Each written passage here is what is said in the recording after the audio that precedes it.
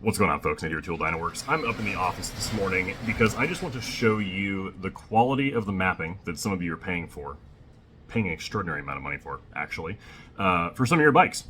This ECU was sent to us by a customer that was really not happy with the way his bike was running, and he let me know who tuned the bike. I would quickly hop on their website, and their flash for this thing was like almost $700, $695, and here's what he got for his money. This is a read off of this 2017 to 23 CBR 1000RR. So I did the read last night, which takes like an hour, but whatever. Pull up the fuel mapping. First thing, if I roll over here and take a look at the IAP and the TPS mapping and go to trim percentage, there is not a single change whatsoever in the fuel mapping at all. It's completely bone stock. So on no cylinder has this tuner for $700 given this guy any sort of custom fuel mapping whatsoever. And just to be clear, on this particular bike, with the exhaust system this customer has, you absolutely need to make fuel changes.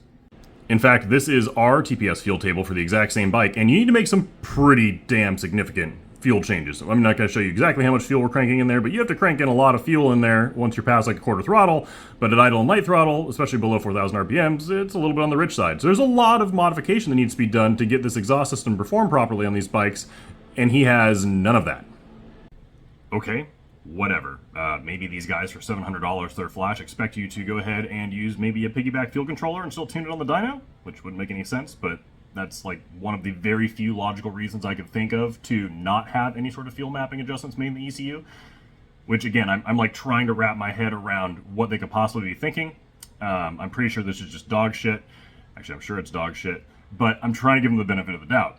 So let's go to the ignition timing table and see how bad that is. Okay, so I've got the, let's see, ignition timing, neutral, and clutch in mapping. Great. They've modified neutral mapping at everywhere past 15% throttle all the way down to the limiter, which is completely unnecessary because, well, you're never riding the bike in neutral, but whatever.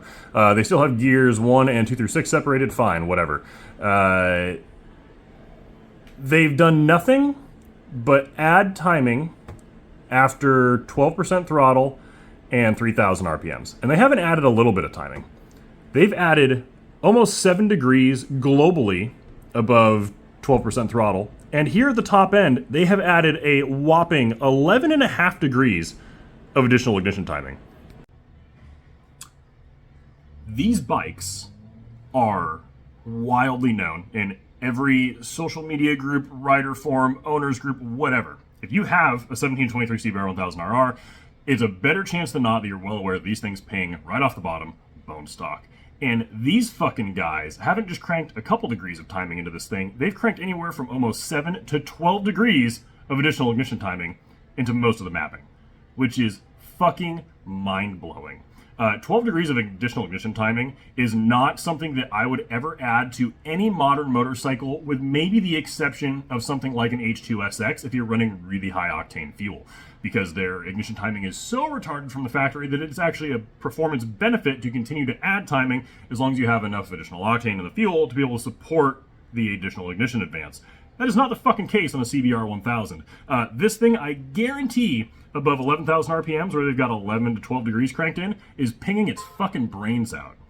And just to sort of illustrate what I'm talking about here, here is one of the ignition timing tables that we use in these bikes. I'm not going to show you the exact values because, well, you just, figure it out yourself if you want to tune these bikes, but I will show you one of the percentage trim tables so you get an idea of what we're talking about here. We don't start adding timing until we're down here at about 9,500 RPMs. And again, this is not actual degrees of ignition timing, this is percentage of change in stock mapping, so you can't see what we're doing, but we don't add any until 9,500 RPMs, because there's no benefit to. In fact, you pick up a ton of performance pulling away a bunch of timing everywhere below 7,000 RPMs. It picks up power, it runs smoother, and doesn't fucking ping anymore, and these guys have cranked in way more than we've pulled out, which is, again, just fucking mind-blowing. They clearly have no idea what they're doing with these motorcycles or have any real understanding of these engines or any testing time on it, but they just figured, well, 6 degrees must be better than stock, right? So they sent it.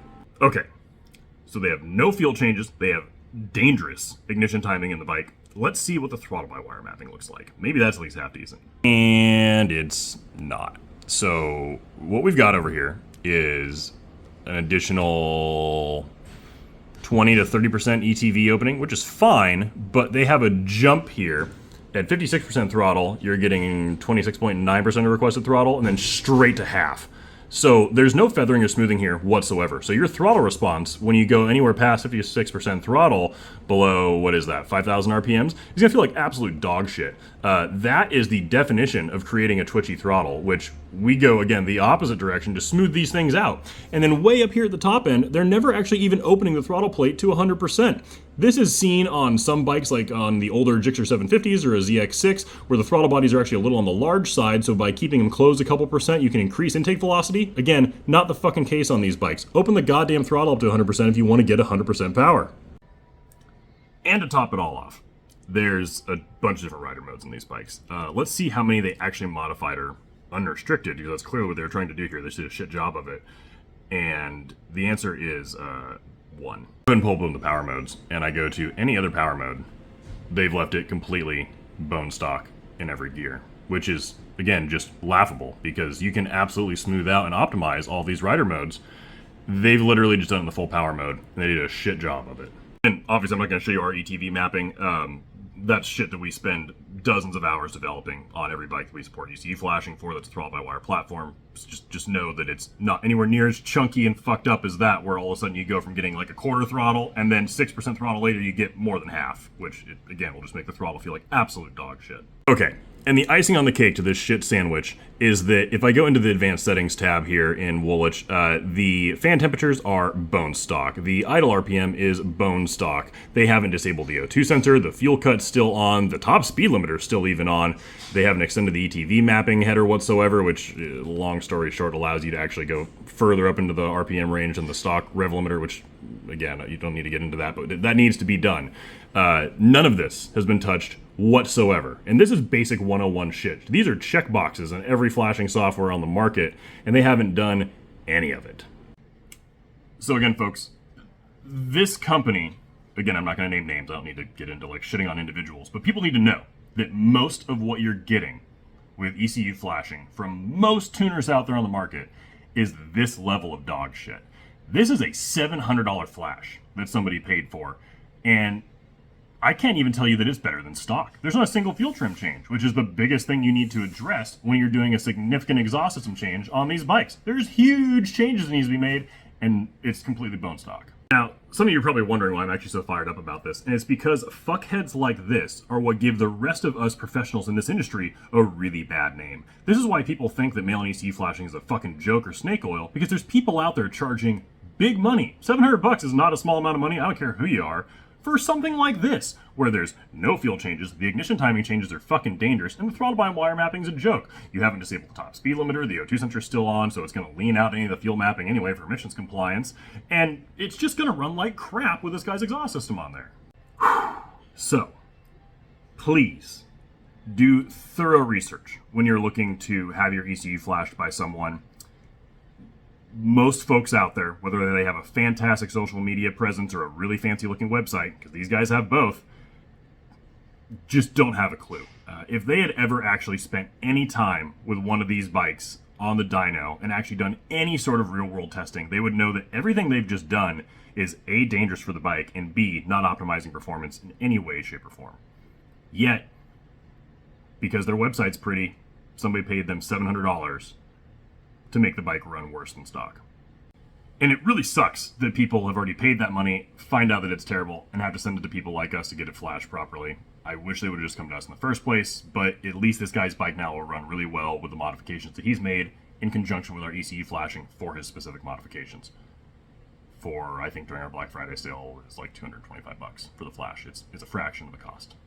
So thanks for enjoying my rant. As always, if you guys have any questions whatsoever about getting your bike properly tuned and dialed in, please do not hesitate to send us an email, support@downright.com. We are always happy to help, and we will happily get it done right for you the first time.